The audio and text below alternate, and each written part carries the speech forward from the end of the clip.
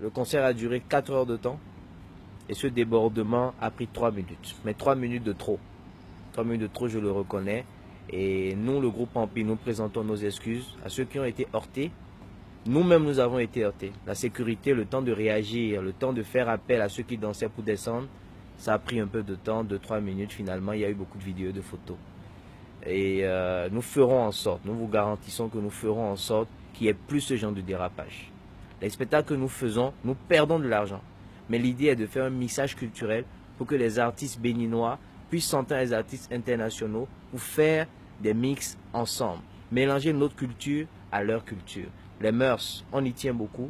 Je suis de bonne éducation et je ferai en sorte que ce genre de dérapage n'arrive plus. Ce que je veux de vous, c'est que les prochaines organisations soient bien ficelées. Les publics qui sont sur les cités, que vous preniez vos dispositions pour les maîtriser. Que cela ne soit plus l'occasion pour certaines personnes de s'exprimer de façon négative. Sinon, ça va totalement dénaturer l'objectif que vous poursuivez. Nous sommes en période de vacances, donc le besoin de se divertir est là. Donc votre initiative est une réponse à une demande sociale. Mais cette réponse, si elle n'est pas bien quadrillée, elle deviendra un problème. Donc, franchement, je vous convie à plus de responsabilité. Et si nous avons un rôle à jouer, dites-le qu'on le fasse. Pour que plus jamais on observe encore ce qui s'est passé. Je tiens vraiment à présenter nos sincères excuses à toute la population, à tous ceux qui se sont déplacés ce jour-là. Toute l'équipe de Tam Tam Communication promet aux parents qui ont envoyé leurs enfants, qui se sont déplacés ce jour-là, que pour les foires à venir, ça ne va plus se répéter.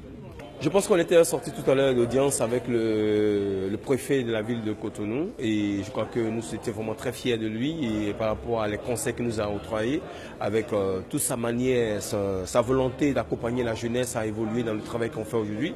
Et le showbiz au Bénin n'est pas évident et je crois que c'est une initiative que M. Adjovi a initié, Concerto, qui a une bonne idée que nous devons accompagner. Et je pense que le préfet a presque tout dit.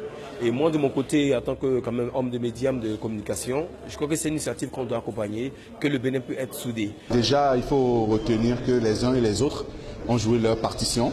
Je remercie d'abord les hommes des médias qui ont fait preuve de sagesse. Je remercie aussi l'autorité préfectoriale de nous avoir reçus.